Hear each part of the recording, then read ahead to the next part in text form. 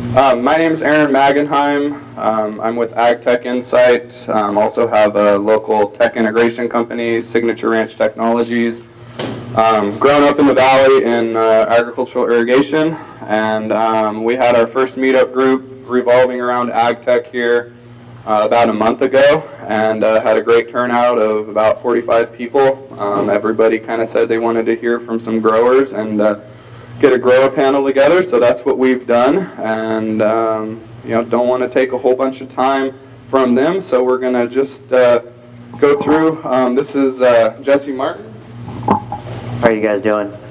So we're going to kind of just keep it really relaxed tonight. We want to keep it fun. There's been a lot of panels we've been kind of on the watching side that have been quite boring.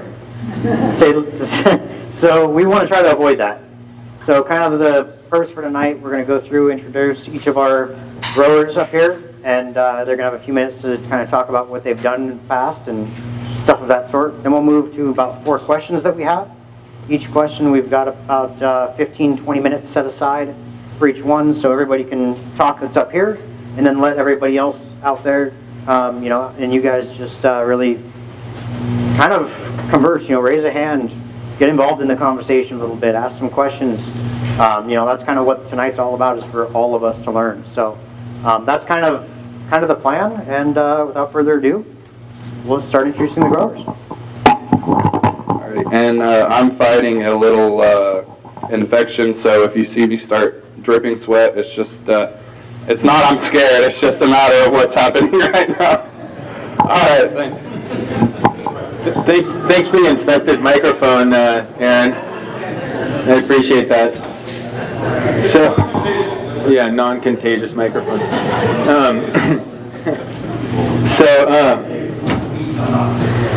I'm Tyler with Scheid Vineyard, and I've actually been working with the company for 3 years now. So I've had a lot of other different types of careers along the way.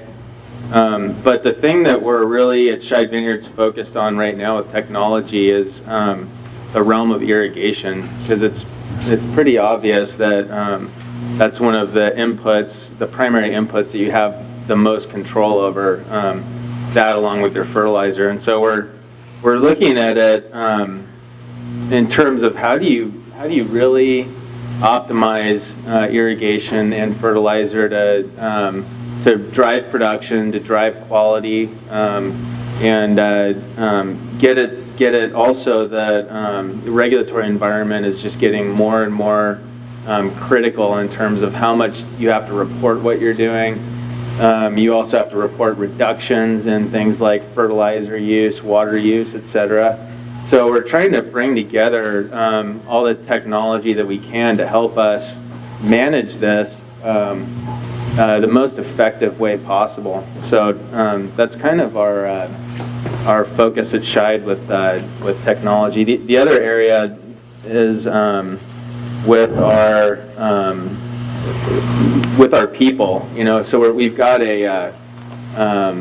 our labor force is really an aging labor force, and so we're looking at a lot of the youngsters underneath them aren't coming into ag, and so we're going to be dealing with basically a chronic labor shortage is what we see. And so that's the other big area of leveraging technology, is to really develop our labor force into more of a technologically savvy labor force that potentially we need less people because we're maximizing with technology.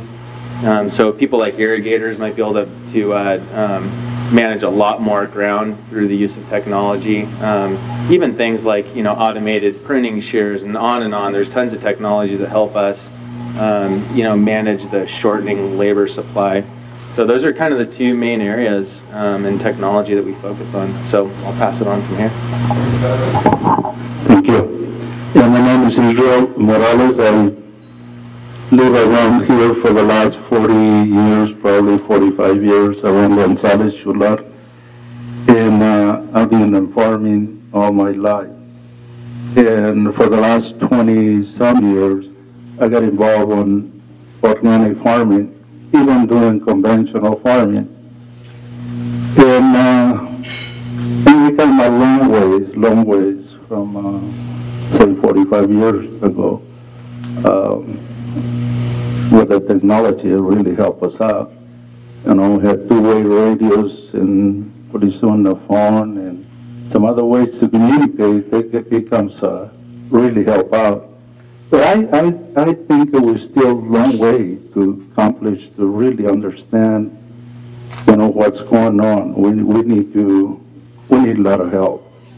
And so the seed is better, the crop is better, but we're still on the water, we're still a long way behind. We need to fertilizers and everything, so we got some ideas how we can get there, but we need the technology to help us out.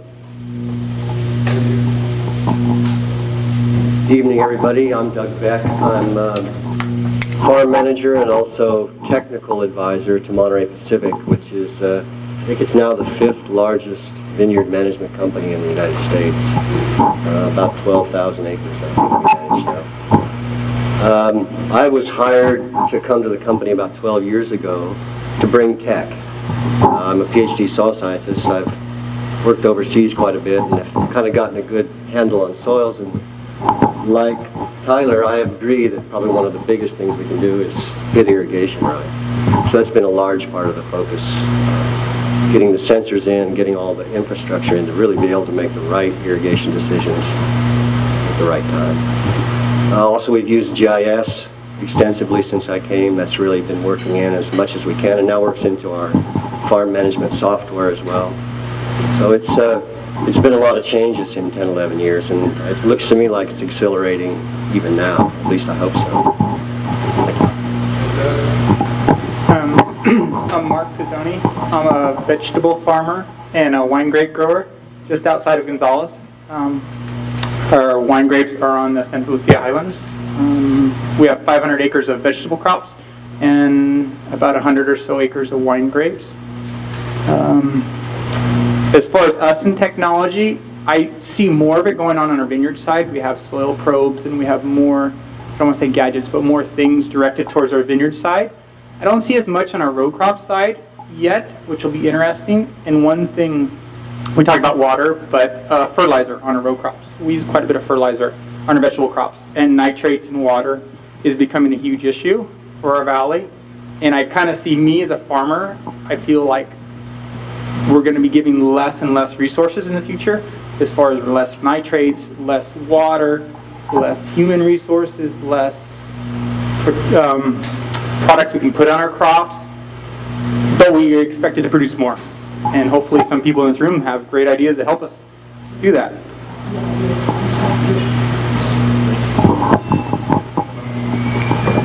My name is Pete Aiello. I run Uesugi Farms just south of Gilroy on Highway 25. We're right down the street from Christopher Ranch. That's my claim to fame. We can throw a rock and hit Christopher, which we try to. Anyway, so we're a fully integrated vegetable operation. We're a grower, packer, and shipper. We grow on about 4,000 acres throughout California and another 1,500 or so in Mexico. Known kind of in the pepper game, we do a lot of bell peppers, chili peppers, but we grow sweet corn, we grow pumpkins, we grow some strawberries, some Chinese cabbage, some dried beans for processing. So as a grower, packer, and shipper, we not only worry about ways to make our growing operation more efficient, but we're thinking about harvest and post-harvest as well. We have about 30,000 square feet under refrigeration at our headquarters, a big cooler. We've got several packing lines. We got all kinds of equipment that we deploy in the field for harvest and whatnot. So technology really is all around us. It's there for the taking. We just have to tell them what we want, and pretty much it shall be so. I mean, just a few minutes ago, on this wonderful little device here, I was calculating my herbicide tank mix that I'm going to be putting on in the next few weeks as a pre-plant herbicide for my off-season program. I was doing conversions on my Alouette application because we're going to be planting strawberries tomorrow. I was checking weather to make sure that we are going to be able to plant tomorrow. And then also I was checking weather in New York because I'm following the 49ers out there this weekend. So I wanted to know what was going on. Resources, you know, fewer chemicals that will be available as tools to us. And I kind of look at this analogy again where we're doing so much more with so much less these days. The technology is there for us, and we just have to be able to reach out, grab it, and tailor it to our needs. So really excited about this group getting together because I think we could take some steps toward that tonight. So thank you for being here, everybody. All right, my name is Brian Hostert. I'm not actually a grower. I work for Driscoll Strawberry in Watsonville. I've been with Driscoll's for about 2 years. My research focus is primarily on nursery related activities. Prior to coming to Driscoll's, I worked for DuPont Monsanto, working with drought tolerance and nitrogen use efficiency across the Western Corn Belt, South America, and parts of Sub-Saharan Africa. I've also done some consulting work with the Bill and Melinda Gates Foundation, also with drought and nitrogen use efficiency. So I've seen a lot of these technologies in use in some pretty impoverished areas where they've got some real challenges with water and fertilizer usage. As far as the berry industry right now, and especially with you know, my area of focus being in the nursery, I see technology you know, being a real advantage to us as we start to move away from some of our field-grown systems with the eventual phase-out of methyl bromide. You know, we have a critical use exemption for methyl bromide currently. We're allowed to use that in our nursery applications, but as we lose that tool out of our toolbox, we're going to be faced with more complicated systems, you know, things like hydroponics and much more technically challenging systems of propagation. So I think that could be a real area of development as far as our ability to use technology. Sounds not very good. Should we try to see if they can just talk a little bit without the sound? Give that a shot? Yeah. All right. Sure. As long as everybody's quiet. Yeah, sorry, that's so horrible. I'll go back and plan it. So, like I said, we're going to do this a little bit informal. So, patients will ask the questions, or we can go kind of back and forth, or bounce. And from there, you know, we'll open it up to everybody to ask questions. So, first question is basically, what technologies have you guys integrated in your operations or your daily life that didn't work or possibly even provoke some customers fly out of your mouth?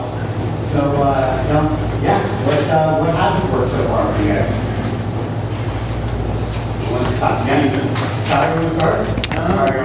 Yeah, got a long list. You know, I mean, I think that the main thing is, you know, almost all technologies work to one degree or another. And I think, you know, my biggest frustration has been when, you know, there's aspects that work, but the whole thing isn't thought all the way through, you know, from the beginning all the way to the end. And so I'll use an example of like an irrigation automation system that doesn't know that a valve is on unless it told the valve to be on. So let's say someone goes and manually changes it. You know, the system is unaware that that happens. And so I was telling somebody, you know, I was telling, you know, about this story, but it's just one example of where, you know, the system is predicated on everything going perfectly, right? And if something, you know, and then you have to really look at the reality of an agricultural operation and how things really work. And there's all the time you have to make a judgment call in the field. Things are happening, you know, where you're not always going to be able to access a computer to plug it back in there. You're going to have to actually do something on the ground. And so it's one example, but I just think that a lot with technology, you really have to think about the on-the-ground realities, and you can't assume that things are going to go perfect all the time, because they usually won't, and there's always going to be some variation in how things go. So I guess I would start off with that, of technology should recognize, you know, on-the-ground realities. The semi-controlled chaos. Yeah, the semi-controlled chaos of farming, exactly. Anybody along that lines? For me, sensor technology is really interesting, whether it's soil moisture sensors, plant-based stress measurements, soil nitrate, whatever you want. And the promise has always been, we'll put this on telemetry and you'll get it wherever you are. Pull out your smartphone, you've got the data. Well, the telemetry has not delivered over and over again. It's been a problem. Maybe that's just needs generations to get where it needs to be. The cell phones work great. That's the best technology ever. But telemetry hasn't delivered. Well, let somebody else. A couple things that come to my mind quickly are not just selling us this product or selling it, but when it doesn't work or it breaks, or I have to teach my team to make sure you're out there, you help me fix the damn thing. We change it around to make it work for my farm, and then you help teach my team to use this stuff, basically. I think to make sure you're not just selling me something, but you're following up and giving me that service all the way through to ensure that it works good, and then I can tell my neighbor this really works and recommend the product to someone else would be my main knock on issues that I've come across in the past. Yeah. That's a good point with technology or anything else that a vendor, a third-party vendor provides, whether it's a product or a service, is oftentimes they think that once the transaction's made and they've got their check that they're done. And in my opinion, that's when the sales process actually starts. Once the sale is made, now we have a relationship and you're stuck with me until this thing works. And the technology is great until it's not great anymore. And a lot of times technology is introduced and there are a lot of bugs in it, a lot of kinks. And myself as a Generation Xer, I take advantage of a lot of technology and I understand this, but I also understand and I expect that whoever sells me this technology is going to be there to help me fix it, because a lot of this stuff obviously is over my head, or I wouldn't become an engineer and farmer. So really important actually to have the guy that sells it is going to be there, for years if necessary down the road.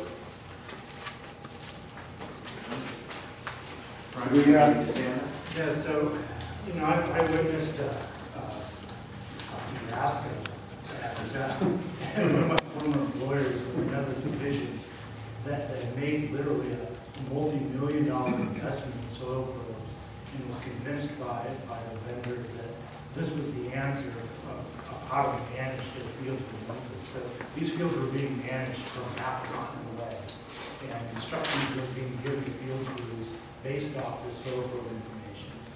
And everything went swimmingly until it didn't. It felt like they got lulled into a false sense of security, that they could see what was going on underground, and the vendor didn't do a good job of explaining and conceptualizing the idea that it's not that simple prediction. You can't manage the field from the continent away. So, that multi-million-dollar investment costs a lot more than just the capital investment for the equipment. It cost them entire years of research. So there were over hundreds of acres that completely failed.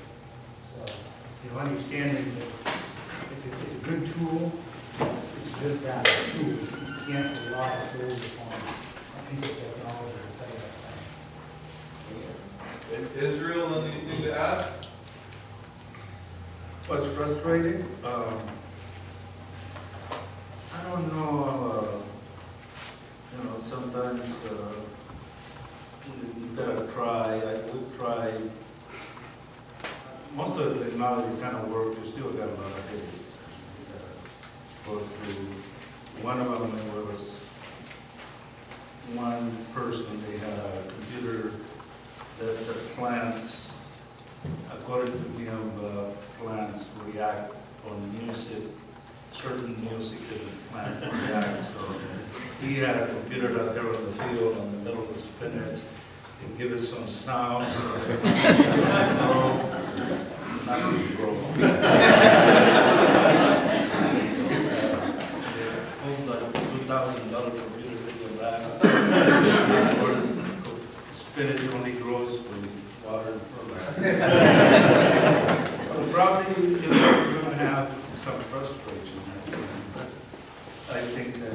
everything that we start out is kind of heavy until you go through, and the more important is somebody can help you out to understand.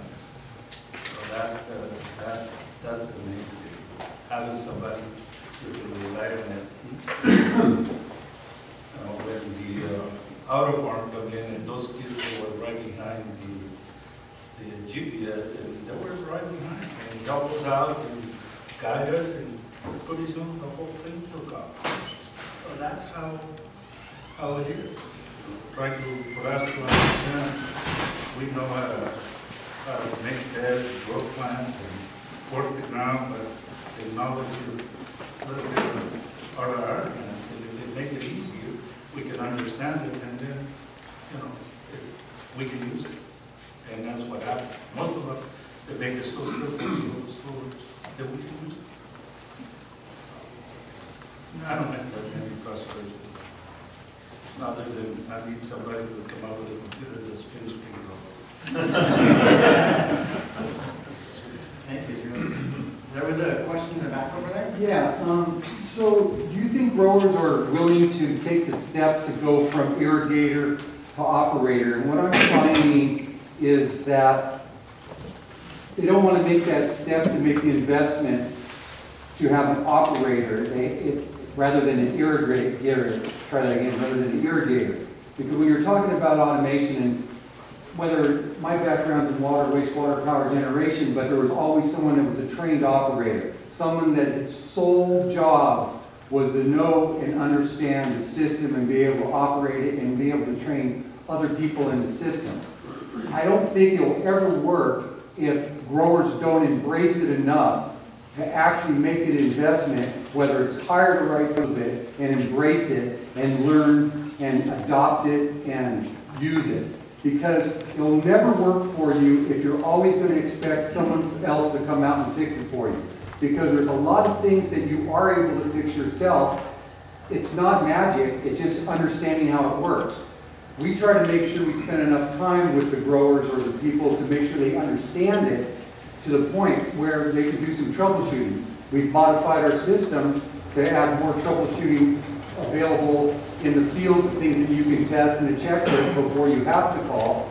But I mean, that's been the real thing, is they oh, this works great, and they all love it, and then when there's a problem, they call it, and you go out there and the tractor ran over a sensor, or, they didn't do it. And I think that for us to work as a group, the growers are going to have to make the investment to hire or become operators or find a person that really wants to dig in and learn how to operate whatever system they have. And my question is, are you guys ready to make that kind of investment of those kind of personnel? Large operation. Do? They do, yeah. I think it's an essential part of the technology. You can't just be completely passive. What kind of training do you expect from somebody that's selling you a product? It's selling the product? Yeah, if someone puts a system in for you, what kind of training, how much time, how much hand-holding do you expect from them, through the conception of it to the actual operation of it? Till our technicians know how to fix it. There's all other problems beyond just the baby operation. Sure. Well, are you willing to send them someplace for a week and? To touch more on our operations, we have a pretty state-of-the-art cooling facility at Highway 25. We just completed construction in 2009. Our refrigeration room that has all of the receivers in it, our compressors, everything, the heart of the refrigeration system, that cooler, is probably worth over $1 million worth of equipment in there. Very high tech, very complex. And we have a young man who's very sharp, educated, very highly paid, and has an engineer's mind. That's an operator, as you put it. Not only manages the facility, but is in charge of keeping all this equipment running. And we've invested in him heavily. Lots of training, lots of one-on-one, lots of studying, all kinds of stuff. Plus, when we call the contractors out to help us fix something, we mandate that he's right there looking over their shoulders so that he can learn as much as he possibly can. But I could be going to school for the rest of my life to learn something, and you never learn everything about it. There's always a new problem. There are new problems that even stump the contractors who put the system in. So we apply all the knowledge and all the training, all the resources that we possibly have in our quiver, and we've shot every arrow that we've got, and we call you, I damn well expect you to show up. You know, I don't care what time it is, or what day it is, or, you know, any of that stuff. So that's what I expect out of you. The reason I ask that question is because we actually have a training, of course, and all the things we talked about, but we also produced a daily, weekly, monthly checklist that we expect, quote, the operator to go. And in the 5 years in the different ranches we worked, none of that's ever done. And it's usually because they don't have time, they don't have the guy, they don't, you know, there's always excuse why the actual preventative maintenance doesn't get done. And that's what always frustrated us, is that they really never made the investment to get that one person that's, you know, responsible for the you know, it's simple things like flushing a valve or testing a valve or, you know, it's not complicated, but it's things that need to be addressed, because most of the problems are usually fairly simple. Excuse me, Russell, these are questions that would be good for the growers afterwards. We want to allow some other people to ask some questions also. Sorry. Any other questions from the crowd? By all means. Yeah. This just pretty straightforward. For most of the technologies that you all are talking about, I'm just curious, usually the company size, are they startups, are they well-established companies, and does that, if it is a startup, as I'm sure you can tell where I'm from now, is there more wiggle room in sort of the customer success programs? You know, if there's a slash price, they're working with you to figure out the technology. So those are two separate questions. I think that's probably something that we can come back to. Real quick, the thing that I usually those technologies I pick up from, like a Signature Irrigation, a Jeff from Gonzalez Irrigation, a vendor that I know and I trust. They probably work with you, and then they come and they bring it to me, and they've either proven it or figured it out. Or I've very rarely done it with startups. And that's actually part of a question later. Thank you. Yes. Two things. One would be, if you were looking towards technology as a possible solution, what priority would you put on it? Do you want to see water first? Do you want to see fertilization, optimal management, data, reporting? That's one part of the question. The second part of the question would be suggestions that you have for somebody who's trying to pitch you, what do you not want to hear, as well as what you hear. So that's actually a whole topic and question. So we'll get into that deeper. So are there any other questions really regarding? Yes, that's Actually, with the text. Yeah. Sure. A question for Dr. Beck. You mentioned problems with telemetry. I just want to understand, is that the problem with receiving the telemetry or interpreting the telemetry? Having those networks, because we have large, we try to cover large areas. Right. And so having that whole network work, parts of it go down, just has been very unreliable in terms of consistent data. Okay, so not a problem in interpreting the data that's coming, but actually having it's not a current problem, but it's been a problem. Got it. Thank you. Did you have a question as well? I don't know if it follows that topic. Okay, no problem. Well, if not, we'll have a discussion at the end and cover a little bit of everything. Anything else the growers would like to add? Yeah. I have one more thing. We're actually in the midst of implementing a new ERP system, enterprise resource planning system, as it were, that operates our entire company. So all of our inventory, accounts receivable, payroll, sales, administration, general ledger, everything wrapped up in one nice, neat package that's supposed to be easy to work. Well, so we started this project over 2 years ago, and we've spent a good 7 figures on it already. It was supposed to not even cost half of that much. The problem we've had actually is we have an out-of-the-box system from Sage. It's called Mass 200. And that is actually performing pretty well for all the accounting and administrative functions. It's pretty great. What happened was, though, and something we were duped a little bit on, we weren't quite exactly told the truth when we bought it, is that they had to hire a programmer to write a custom program for the whole operations side, all the shipping, receiving, inventory, all that kind of stuff, and then marry it to the SAGE program. And we were given this promise, this bill of goods, basically, that the two programs would communicate with each other. Well, we were just talking about data loss. We have all kinds of data loss issues. So we'll receive something at our facility, we run it through our packing facility, the cooler, we scan it out when we ship it. All this data is supposed to move seamlessly into the administrative software in the main office. We're missing all kinds of information. So the next day, our sales guys come in the morning, they think that we've shipped all this stuff, so they're feeling pretty good about their performance the previous day. A few days later, the guy that they thought they sold it to calls up, you know, he's in New York, and it's 5 days later, hey, where are my bell peppers that I ordered? Oh, well, we shipped them X amount of days ago. Well, no, you didn't. We didn't get them. So we're having lots of issues with this, you know, supposedly state-of-the-art system that we purchased too. So even stuff that out of the box is supposed to work really well sometimes doesn't work all that great. So we're getting ready to implement your system. I'm on the other side of the 2 years right now. So yeah. It'll be a long time. I'm glad you got the years. I'm buying. Perfect. We'll wrap up any other questions, and we're kind of learning as we go as well. So let's try to keep the questions a little bit, you know, definitely kind of show the questions from here oriented towards this question, and then the end we'll do a general discussion as well. So our next question is, what technologies have you guys used in your growing operations that have worked or made things more efficient or productive all the way around? I'll give it a shot. So, you know, some of the things that really work for us is using kind of customized mobile data capture technology in the field. So what I mean by customized, we built it basically so that it really fits the process in the field really well. It matches the language that people use, it matches the way that our operations work, the way that people think.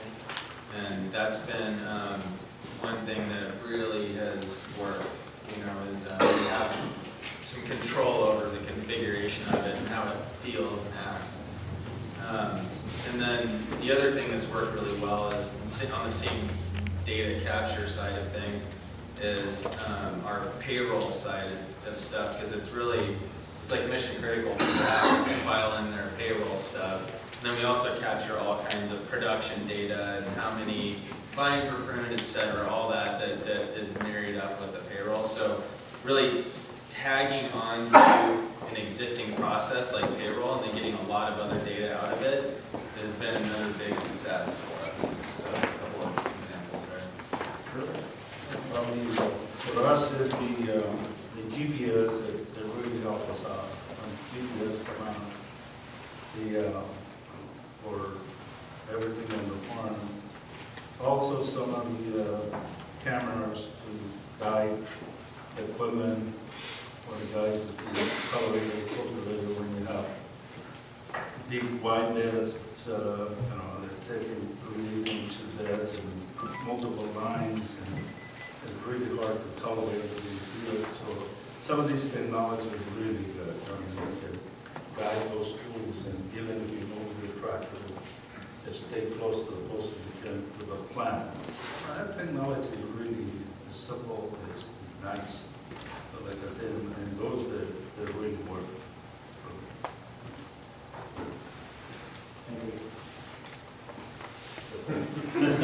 That's the success story.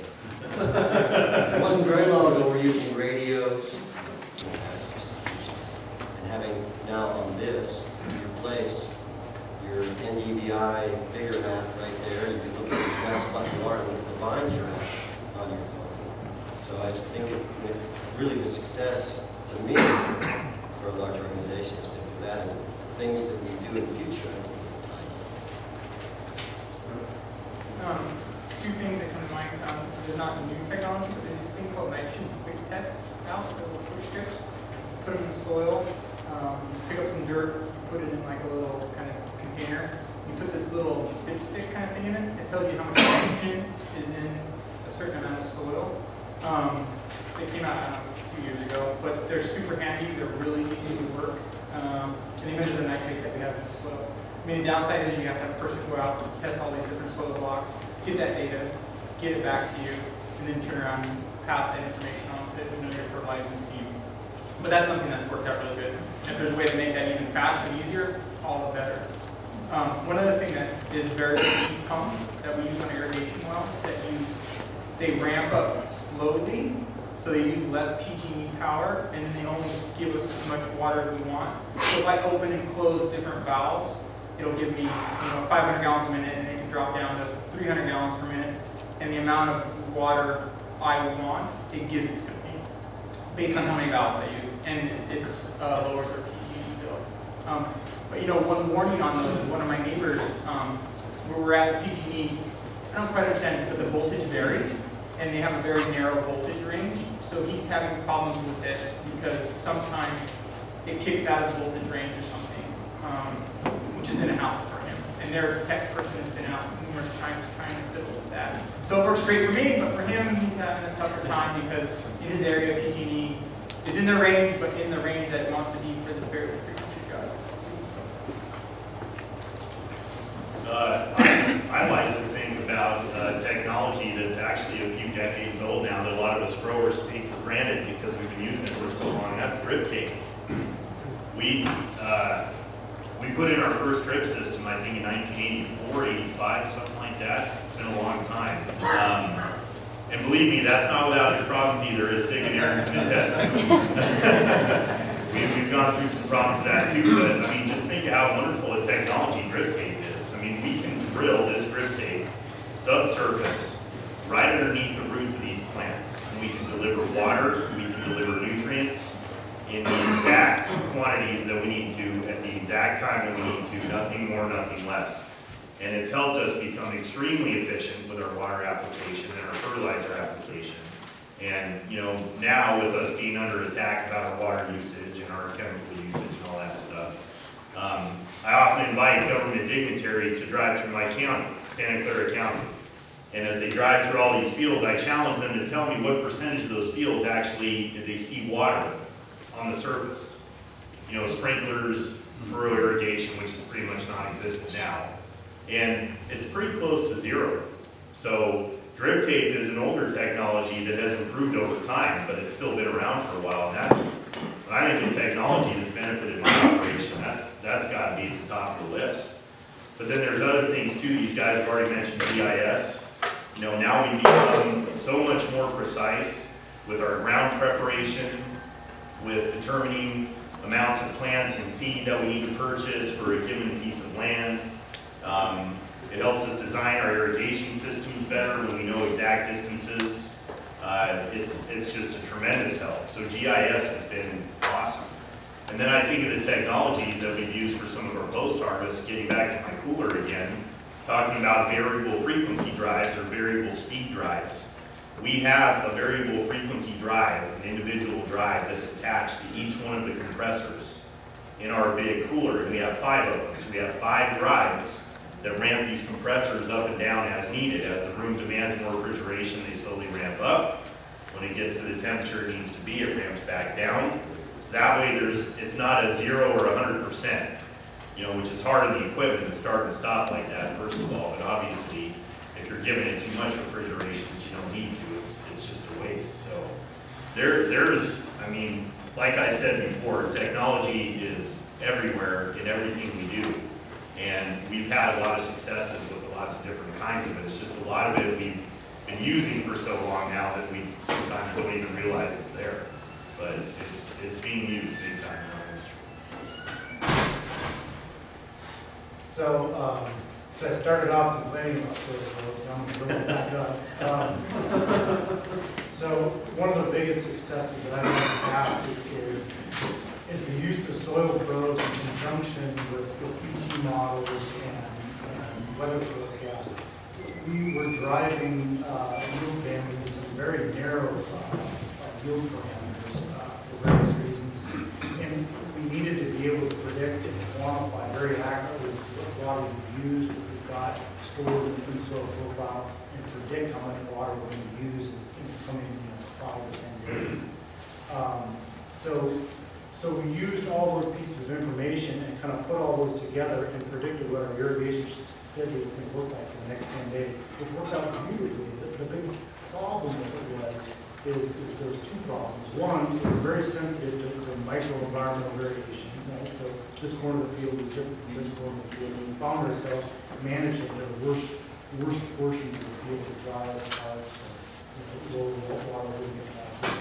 The other problem is that we had to pull from half a dozen different data sources, pull all that information together, and do a fair amount of math to try to figure out what that irrigation schedule looks like.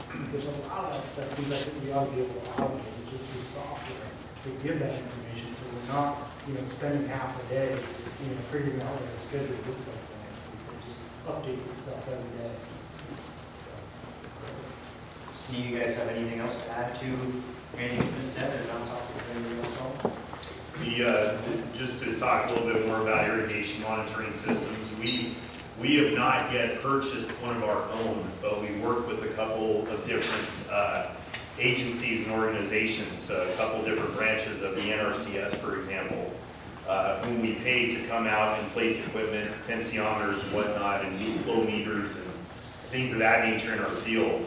And so we're starting now to realize the benefits of monitoring irrigation, because as he mentioned, every field is not homogeneous from one end to the other. You have different soil profiles, and that sometimes creates different needs for irrigation from one side of the field to the other. And so by placing these probes and tensiometers and whatnot throughout the field, you actually learn a lot about a field that you may have farmed for 20 or 30 years, and you had no idea that you were watering from the lowest common denominator over here, and in the meantime, this side over here, that's got a lot better sub-ability for the water, is getting way too much water. And so you're killing this because you're drowning it over here just to save this little piece over here that may not be so good, and maybe you just don't plant that hard next time if it's a little corner of the field. So we are definitely seeing the benefits of irrigation monitoring. That's a real big deal. And it was like this gentleman mentioned before, convincing your people to actually embrace the technology. We do have a couple of old school guys that we're trying to, irrigators for our company, that we're trying to tell them, look, we'll get you one of these, or a little tablet, and it's really user friendly. We've even had them in a couple of meetings with Aaron and said, okay, look, see, check this out, see, boom, there it is. And they nod and they smile and they're like, yeah, that's a great idea. And then, a few weeks later, okay, we're going to cut a check, we're going to buy this stuff. Oh, no, it's too complex, it's too complex. So you do have to work through some of those barriers with employees, but that's something that we're definitely just going to force the issue on one of these days. So we don't want to accept this. Anything else to add on the panel? Just also to reiterate, the soil moisture sensing, and that has been a huge boon for us. All right. Anybody else? Yes. I think you got tied in with my question. Okay. So with all the ag regulations and environmental guidelines that you have to follow, and you want to increase, production, make more with less. And so the nitrate quick test was mentioned, and the water usage. Have you ever guys thought about alternatives to be proactive or evaluate, and then do you guys evaluate the opportunity cost? Like, is it really worth it to go this route, using a different kind of fertilizer, let's say, or is it really more about being convenient and less of a hassle? Does that make sense? It's both. It's both. I mean, so more and more these days, we're unfortunately having to kowtow to regulations instead of what's right and what's the proper way to grow a crop. The government, unfortunately, sticks its nose in stuff that it has no idea about. But they're the government, and they create these laws and these regulations. So sometimes we don't really have a choice. So yeah, we have to find that balance between what we know works and what the government thinks works, and then try to find something in the middle. So, but the survival of our operations, not only depends on us doing the right job growing a crop, but also complying with law. So, we're kind of stuck in a difficult situation in that regard. So being a step ahead is always a thing for marketing. Yeah, I think so. I mean, you definitely want to be on the cutting edge of technology and find more efficient ways to do things. Now, trying to stay a step ahead of the government, what they're going to do next, I have no idea.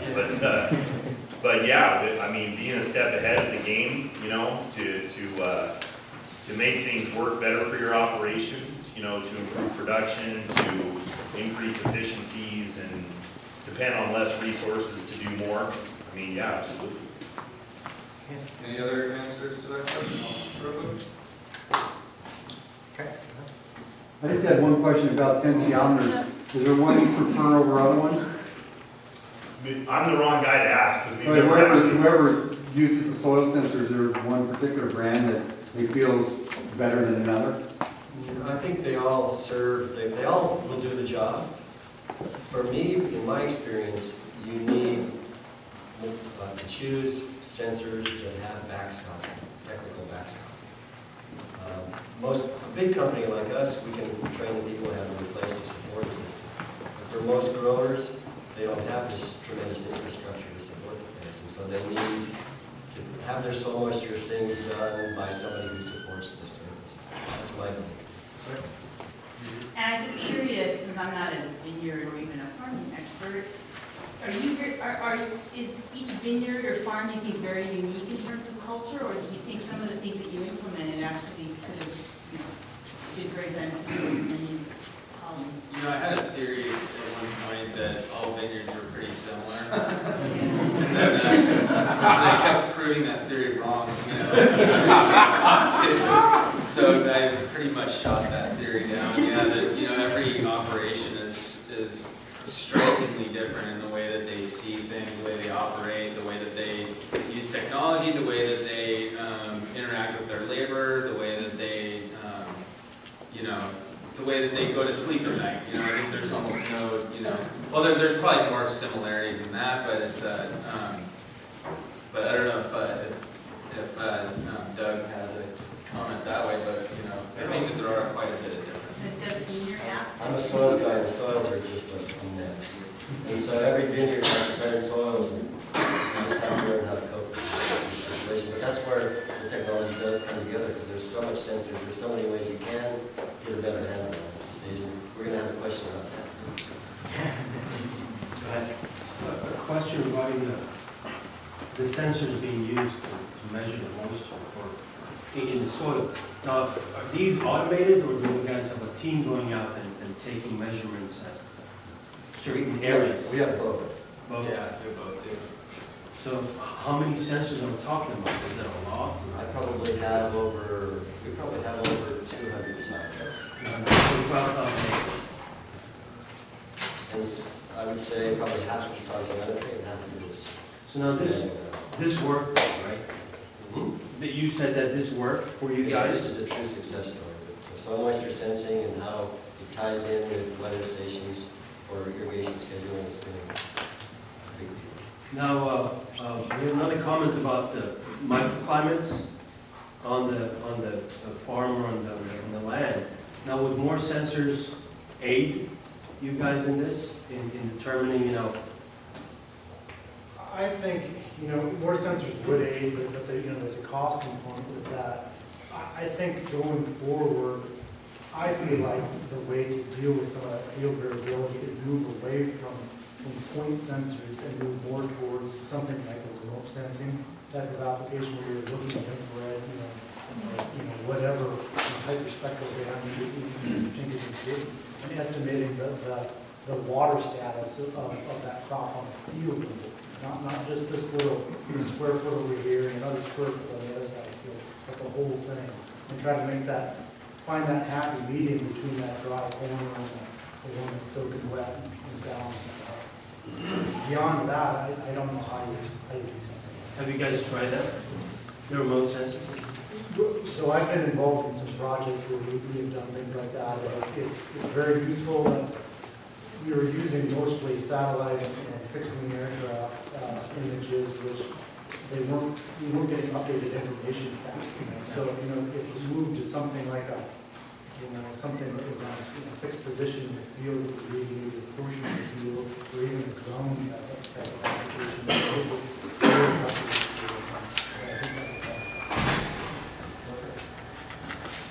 Anybody else on this topic? Out of all the technology, what is the greatest need that's missing? We're going to come back to that. That's a question that we'll get to in about 2 questions from now. Good question, though. Anything else on kind of what they've been working with and where they're at now on the technology side of things? Okay. Well, we're going to let them rest for about 5 minutes, and I actually have the privilege to bring up somebody who is very close to me. They're our main sponsor for tonight, Sig Magenheim. And he's my dad, and so he I can blame him for bringing me into this thing. He's always been an innovator. He was one of the first people to bring drip tape into row crops in Salinas Valley, and he's always kind of said, we got to move forward with these technologies. Drip tape's the last thing that we came up with. We've tried different drip tapes and some kind of newer technologies in that realm, which have been good and also backfired. But anyways, yeah, I'd like to introduce Sig and give him a couple minutes to tell you a little bit about his company, Signature Irrigation. All right, thanks a lot. Yeah, I came to this valley about 35 years ago. I'm from LA area, and with the cow poly down there, managed in soils. Took one irrigation class and wound up in the irrigation business in Salinas Valley. I always wanted to be here. It's a real high-tech area, real progressive. Probably one of the best agriculture areas in the world because our climate and soils here. We also have some of the best farmers in the world.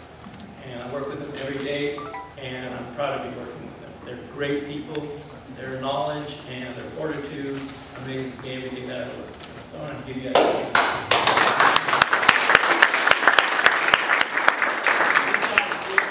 They're here, they're throughout the room. There's guys with food on our table.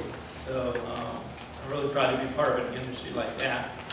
And like I said, we've been in the irrigation business for about 35 years, having our own company for about 17. Aaron's been in and around irrigation since he was born and in Salinas Valley.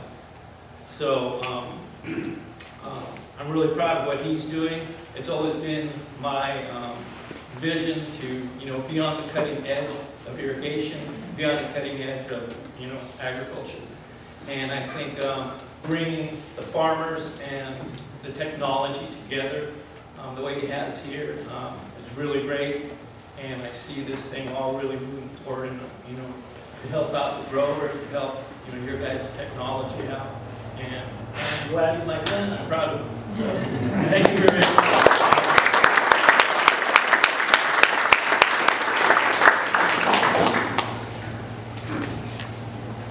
So we'll go into our next couple questions here. Before we do that, I'd also like to say this definitely didn't just happen between Jesse and I. We had about 8 or 10 other people that helped put everything together, from family, friends, coworkers, just people wanting to help. So it is a little bit of work to get something together like this, but definitely see it as being something that's needed to kind of move the industry forward. So definitely like to say thanks to everybody who helped put it together.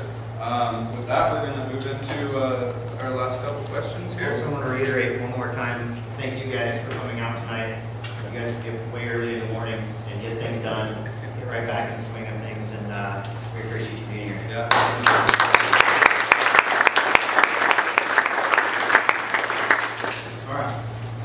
So next question, what types of technologies or solutions would you like to see brought to your operation? So we know we're going to come back to some of those questions. And so this question is based around what you'd like to see. The next question is based around what type of format they want to see it in, more or less. So we'll go through talking about what you want to see come into your operation and go into a few questions after that. This time, let's start with Brian down there.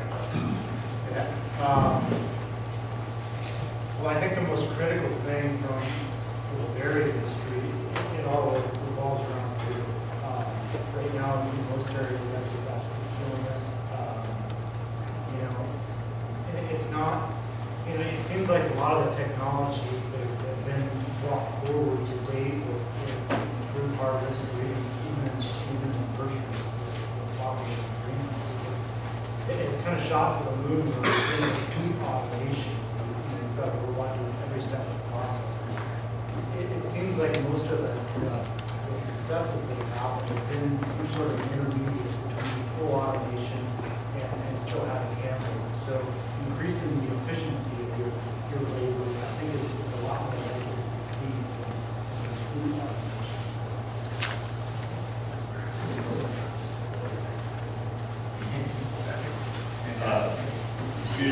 That's a really good point.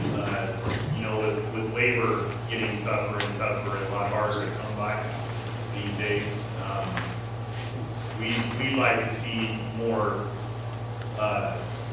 you know, more mechanized harvest introduced into our industry. And there are certain commodities already that are actually, you know, almost fully mechanized now. Very little hand labor involved. Unfortunately, I grow some commodities that they just haven't developed that technology for yet. And I know that it's out there, and if it's not out there yet, that it could be. There are plenty of bright minds in this world that could devise technology to harvest the commodities that I have. It just needs to get done, and prototypes need to get done because there are growers like myself that are willing to try it. You know, even in a beta phase, we're willing to try stuff that isn't completely perfected yet. Because pretty soon, if the labor situation keeps dwindling away like it is now, we're really going to be in a pinch. And so I really like to see a lot, you know, of technology come into our industry on the harvesting side of things. And the other thing too is that we've talked a lot tonight about soil monitoring, moisture monitoring, but really what you want to get to is the health of that plant, not necessarily the soil.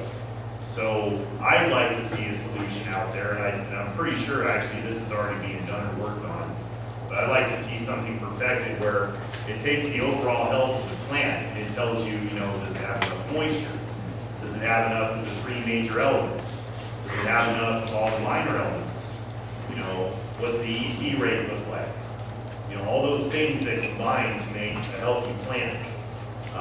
Would like to be able to monitor that on a real-time basis, a minute-to-minute, hour-to-hour, day-to-day basis, so I can look at the needs of the plant and then make my decisions accordingly with water, with fertilizer, with whatever have you. So, two main things I'd like to see.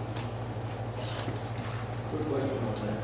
Let's say you have an farming monitors, plant monitors, to do that. See, that goes more to the point he made earlier about being able to monitor on a more macro level for a field, because the soil types do differ throughout the field, and so if you make a constant application of water and fertilizer, it's going to affect different areas of the field differently. So to answer your question, I mean, every field is different. If I was to want to monitor every certain part of the field, it's different fields, I might have to put 20, 30 monitors out there. Some fields I might only have to put 2. So I think his point about monitoring on a more remote and macro level is the way to go. You know, I grow vegetables, and we use quite a bit of fertilizer. Lettuce needs fertilizer, broccoli needs fertilizer, celery needs fertilizer. And nitrates in the water is becoming a bigger and bigger issue for the Salinas Valley. And somehow keeping track. I mean, we talk about plant needs, how much these various plants need, how much I'm applying. And we have tools like that, but I think taking that further, and for our valley is going to be, the vegetable industry in the valley is going to be a bigger and bigger issue and a closely related issue. And I see someday the state saying, hey, Mark, you're allowed to use this much fertilizer for your 500-acre farm. Good luck. And, you know, somehow we have to figure that out. Or anything above that, we're going to tax the heck out of you if you use it or something like that. And that could adjust my cropping patterns, if I'm doing transplants or direct seeds, or the type of crops I'm growing. And that, I mean, there's significant issues. So somehow keeping track of that nitrogen in the water. And that's getting down to keeping track of plant levels. And we talk about a lot of moisture probes and things like that. And on the vineyard side, I see those because they're permanent crops. But on the vegetable side, you have to remember a lot of these crops are 60 to 60-day crops, 70-day crops, some, you're growing spinaches with 30-day crops.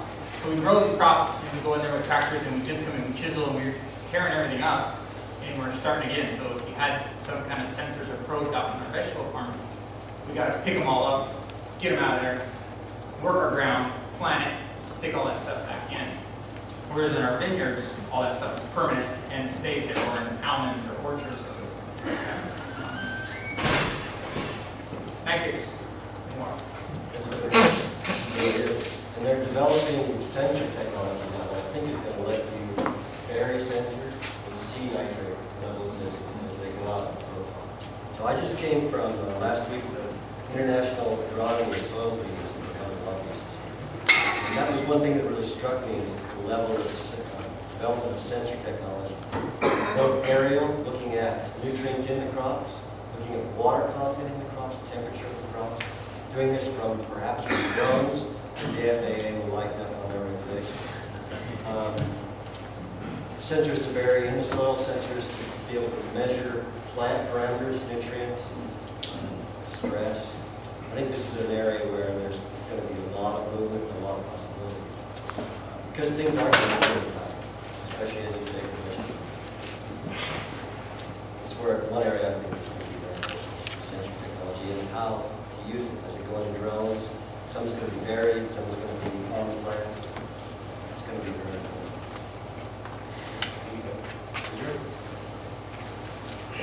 For me, the water problem, it's a long way to really understand. I grow vegetables like Mark, leafy vegetables. They're a little different than the grapes. So they require, some is 25 days to grow. They have to grow pretty fast. Some of the daily items,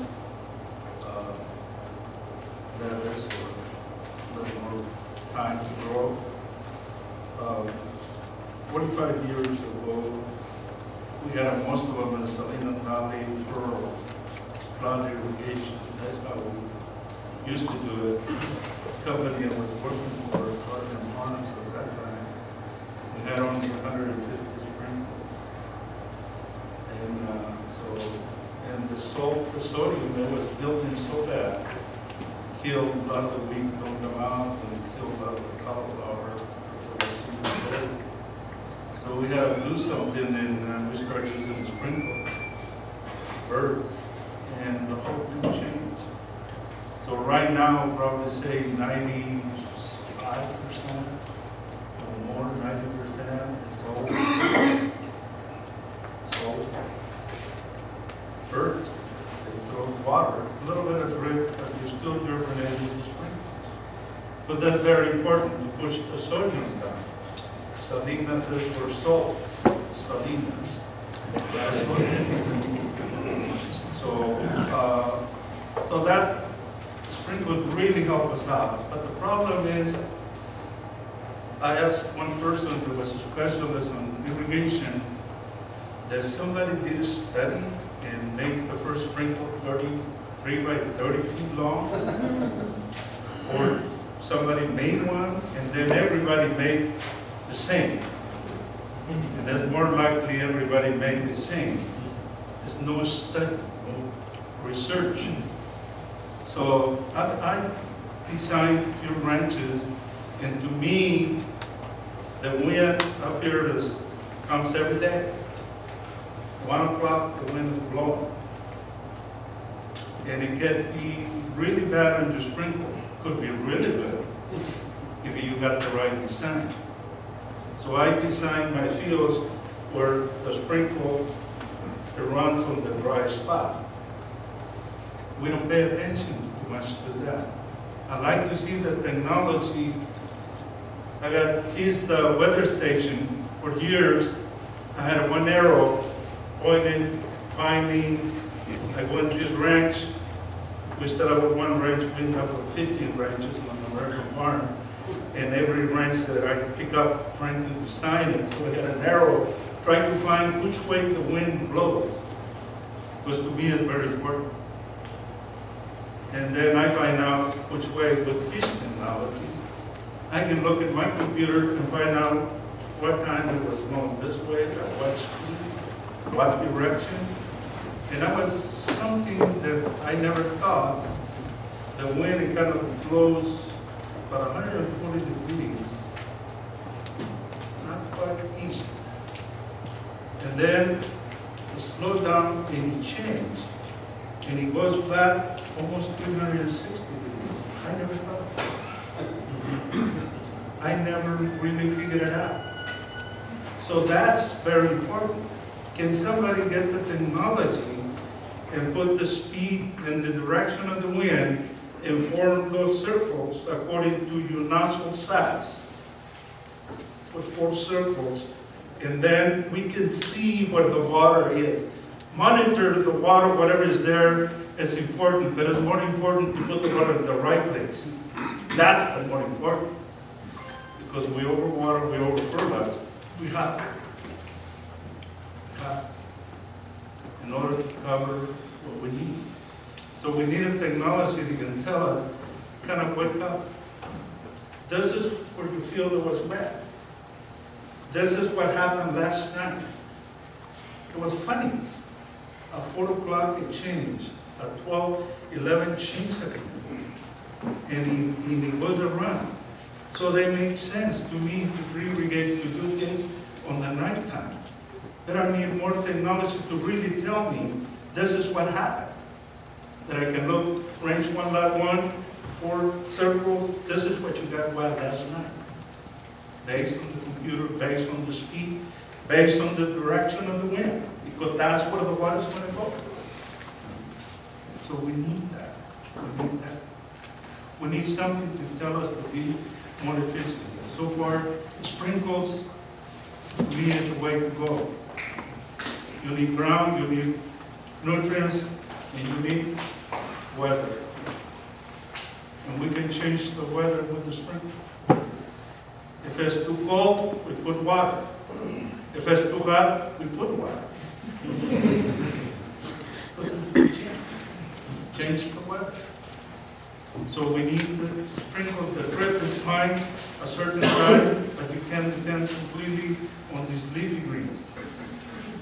On grapes and some other items, yes, but not when you got a crop. You got to go so fast, and you got to have all the nutrients, all the water at this time, because it's time to grow.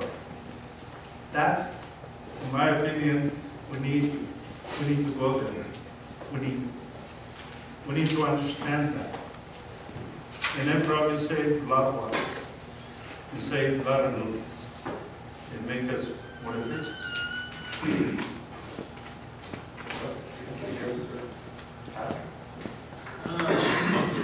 You know, I think one of the biggest opportunities is in, and it's been mentioned a couple of times, in the remote sensing realm. You know, so I think now we've got the capability with cloud computing and you know, all these big servers, you know, server farms even, is to take really, really high resolution imagery and process it on a, you know, something like a weekly basis, or, you know, have really quick turnaround times, and then leverage the science that's been developed over the last 40 plus years. You know, NASA has been working with hyperspectral, you know, imaging and sensors for decades now, and I think some of that science is for some reason locked up, you know, in things like NASA and elsewhere, where we still, you know, we leverage things like the NDVI, but I think there's so much further that could be, we could take it so much further, taking the sensors that are available to us now, you know, things like thermal sensors, or hyperspectral, and starting to do unique things with those to really, you know, detect things like change from one week to the next, or a change from the beginning of the growing season to now. Because, you know, my experience with the imagery that is available now is you're just faced with lots of imagery and having to interpret it, you know, and not every farming operation has a, you know, an imagery analyst, you know, who's going to go through and analyze it and figure it out, you know, and so I think a company that really focuses in on the practical applications of farming, and then how do you take the best science that's available in remote sensing. And then there's also going to be drones coming into the picture before long. The FAA is going to get rid of that at some point. And so I think that's just going to blow the barn doors off the thing, and it's really going to make the soil sensors a lot more useful in some ways when you couple it with plant-based measurements across an entire field. And so, and I think in some cases, we'll probably like that when we get good enough at leveraging the imagery and the remote sensing. So that's my theory anyway. Perfect. So for the sake of time, we'll keep just a few questions, but go ahead. A question for Tom, on your comments there.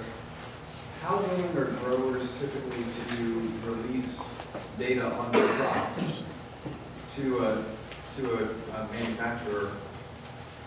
So for example, would you expect the manufacturer to provide a system to you where you control everything? Or is there a willingness to release the data from the remote sensing sensors or the soil to a vendor to take with a bunch of other farmers' data and come up with a better? Is there kind of an intelligent system? Yeah, based on a lot of big training data set? Is there a desire from the growers to keep this data private? Or would they be willing to share it with the vendor? You know, I think at a certain point the growers won't even have a say anyways. You know, you'll be able to fly planes and drones and everything else all over the place, you know, and so I think that at some point becomes kind of, I mean, my theory is anyways, it becomes a moot point because you can already fly a Cessna over everybody's ground you want to right now. And so I think the growers, you know, at least we would be, you know, real interested in, as long as the outcome is good, you know. Well, see, this is the key point though, right? So I can fly assessment over your field. What I want to ask is, what was your yield? And that's going to be trickier. And so, yeah. Get it to you from starting 3 years ago. But anyway, yeah, there's a, it depends, the timing on that one is key because it becomes a, you know, live yields especially, that's kind of the you know, the apex thing. If you can just fly a sensor over and say, all right, snapshot, we can tell your yields right now, you know, what it's looking, what your crop status is right now. But you're contracting your crop out, there's a lot of different factors, you know. Suddenly people can know, well, we're trying to work a deal on Chardonnay right now, and we can tell that you got lots and lots of Chardonnay.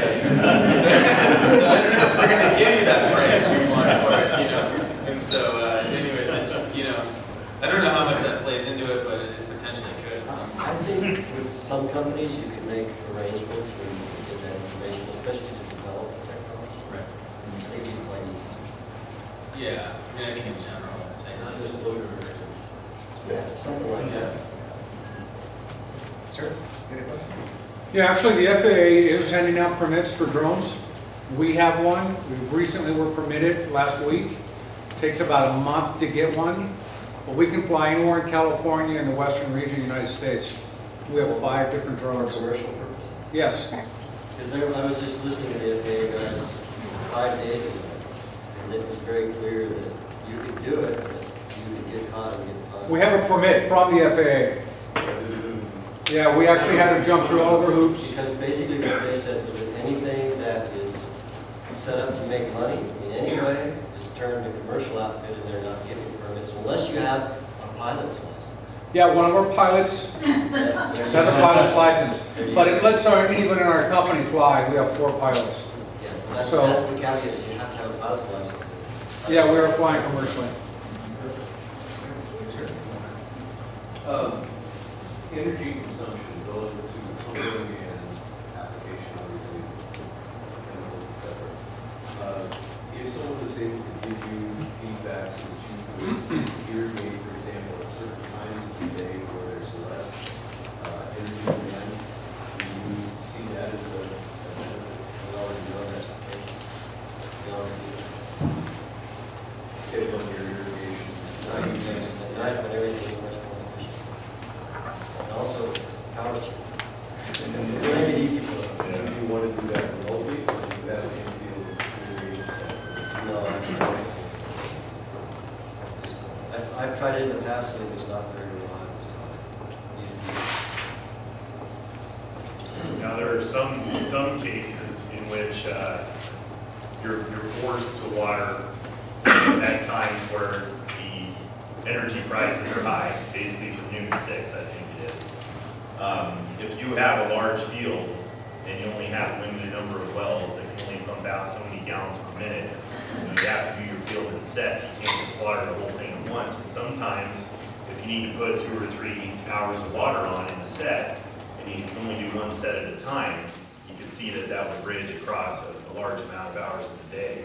So sometimes we're forced to water at, high energy price times of the day, or during windy times of the day when you're trying to sprinkle. There's a lot of challenges to that, but in a perfect world, yeah, we would run all of our pumps at those times of the day where the energy's the cheapest and where the wind's not blowing heavily, and when it's not commuter hours on Highway 25 and everybody's driving by all angry because we're sprinkling the wind. That would all be nice. But I have another story about that. So we run a cold storage facility. It's a giant refrigerator. Everybody here, I assume, has a refrigerator at home, and it's the main cause of your high energy bills is your refrigerator. Well, just imagine a 30,000 square foot one. And so I went to a seminar that PG&E held here in Salinas. It was 2 years ago. And in all of their wisdom, they told all of us operators in the room that, hey, just shut the door at noon, don't open it up again until 6. And so I'm thinking to myself, okay, it's the middle of July, it's 100 degrees. I got my product coming in from my field that I've invested millions of dollars in growing this stuff. And I just leave it outside from noon to 6, let it melt, and then open the door up at 6, and it's all good. And all these guys in the seminar with me, I think I was the only guy who ran my own cooler. All these other guys were third-party coolers, right? It's not their product coming in from the field. They're all nodding and saying, oh yeah, that's a great idea. We just shut the door, and whatever poor grower brings their product in from noon to 6, they'll just have to sit there and point. And I'm sitting like this at the table, and wait a second here. And so I stood up and said, hey man, look, we're putting millions of dollars into this product here. We can't just let it sit. And I know June, July, August, those are obviously the hottest months of the year, especially up in my area. It gets real warm. And energy, and we have blackouts and brownouts and rolling blackouts and all this stuff. And I get it, we want to conserve, but those are the times of the year and the times of the day where I need to put my stuff in the cooler pronto. And I can't just shut the door and leave it sit out there for 6 hours, So those efficiencies are great, and the discounts and all that are great. And we actually have a solar system on our farm. It's almost a megawatt. It covers about 5 acres of ground. And we provide almost 100% of our own energy for our coolers and packing facilities and everything else. But when it comes to trying to abide by schedules, especially in the post-harvest side of things, we got to put it in the cooler when it gets there. We can't wait. That's why we built the cooler. All right, great. We're going to go ahead and move on to the next question, and there's going to be plenty of food and time afterwards to have some more conversations. So, anyways, question number 4. So, at what stage would you like to see new solutions delivered to you? Idea, concept, prototype, ready for in-field testing, proven in-field, and ready to deploy into or throughout your operation. We know that you guys are busy, and part of what I've seen and working with a majority of you has been, you get bombarded by a lot of tech coming in, and they're at every different stage, and sometimes you think that it's a lot further along than it is. There's a lot of companies knocking at your door.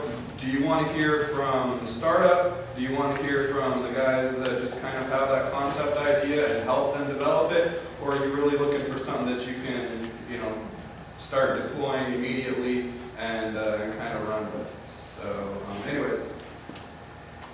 I guess my experience is that you can take each one of those levels and knock them back one is where the reality is. So, ready for testing is saying that they're, proven and, et cetera. So, anyways, so we'd like to stick with E, but we've also gone, quite a bit to test technologies. We've done a lot of that actually, and it's and we'll continue to, because it helps us, figure out, new ways of doing things. So that's us. I think that we can work with anybody who wants to develop or something. There may be something up there that we can use. The best thing is we can sit down and look at the whole operation. It's very resource intensive to test things. As a scientist, I like prototypes and I like things that are ready to introduce. But as a company, you don't want to be a pioneer. You want to be an early adopter. Our motto is basically applied agricultural technology. And we like to be at that cutting edge, but you don't want to be, like Tyler said, a level behind where you thought you were. And so proven technologies have really worked. We like to be out there experimenting, like to interact with people in order to get things to kind of come our way. But you have to be very careful with what you choose because they are big investments, both in time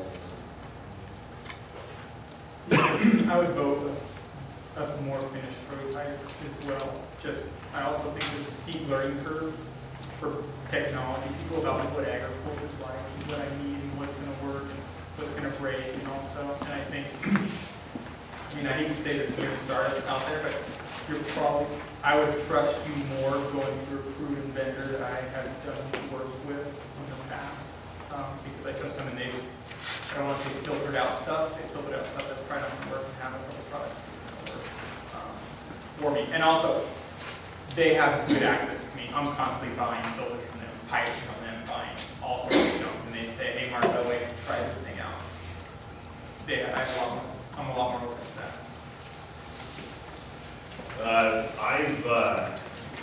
My company has engaged technology probably all four of those stages actually before, and we've had successes and failures with all four. Even the guys who claim letter D, we've had some failures with that. The good thing about the earlier stages, in my opinion, is it allows me to have a hand in the process of creating, designing, tailoring something to, as I innovation, which is kind of nice. But it was also mentioned here at the table before, it's very expensive in terms of time, resources, money, frustration, stress level. So generally, I do like to see folks come in with a product that's ready, that's been tested, that somebody else has been the guinea pig for, and like to just apply that. And in most cases, the testing was thorough and it works just fine. But again, in some cases, it hasn't. And it does help a lot for that product to be brought forward by maybe somebody besides the person who actually developed the product, like he was mentioning just now, like a trusted vendor of ours, such as Aaron or Sid, or anybody else that has worked in the field for a long time. They've seen lots of technologies come and go, and when they see one that they think looks legitimate, they feel comfortable in coming to us, one of their trusted customers, and telling us, hey, by the way, I really like this, you ought to give it a try. That definitely helps. Well, I think our growers would definitely prefer something that's food ready, for a lot of the same reasons that are being mentioned here. That said, with some of these technologies, especially things like remote sensing, I think it's absolutely critical to figure out that ground truth piece of the puzzle over time, yield the performance back to some of these data sets, and engaging the research arms of some of these ag companies to try to get some of that data is going to be critical, because I suspect what's going to happen is you're going to see drastic differences from crop to crop, and possibly even drastic differences between varieties independently. So getting at that information, figuring that out early on is going to be critical to successful. So I'm going to kind of back that up with one more question. Basically, a lot of companies are in different stages of their development, but if a company comes to you from a prototype phase, how long do you think it would take to integrate that throughout your operation compared to bringing a proven or definitely has had some field testing done on it? How long? What do you think the time difference is to be able to implement it across your operation and be able to have everybody be able to utilize that technology fully? What are the time frame differences? Really depends on how useful it is. Yeah. Yeah, a lot more effort if it's something that really finds something.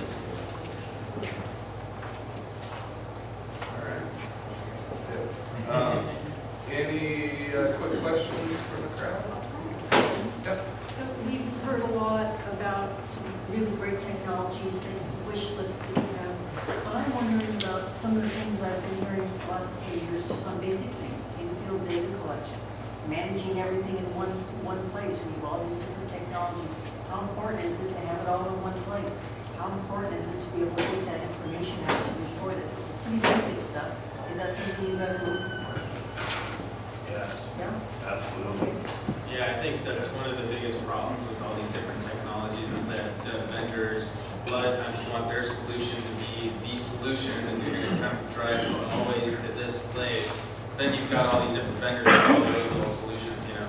And so just the vendors that really think through integrating, you know, with things like, you know, potentially you've got in a business, a lot of the bigger businesses have a business intelligence or a data warehouse type of model. So integrate with those things, you know. Have open data connectivity, things like that, that help a grower use the data, you know, in their own systems, and then maybe you have your little platform of a web or a you know, mobile app or whatever, and people can use that as well. But make sure that you integrate with the you know, open sources in a way, you know. I think that's key. Out of curiosity, you guys are primarily located within the Swings Valley. Will you see the advantage to have a private network that will give you the information from the field as opposed to using cellular or any other forms of data collection? Intriguing idea. Does it work? Absolutely. Works a little cheaper. Yeah. Because this wholesale deal it gets pretty expensive. It mounts up in a hurry. We got different systems, and you're paying for a lot of different sites.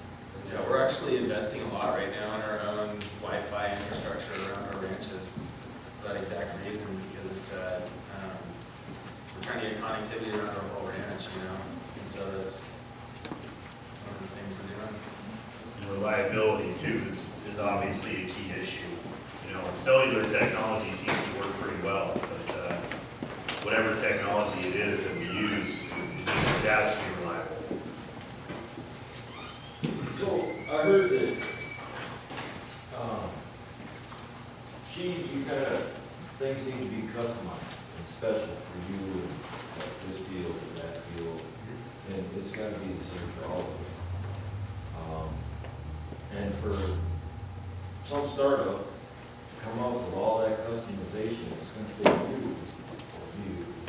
you is going to be really hard because they're going to have to think of every possible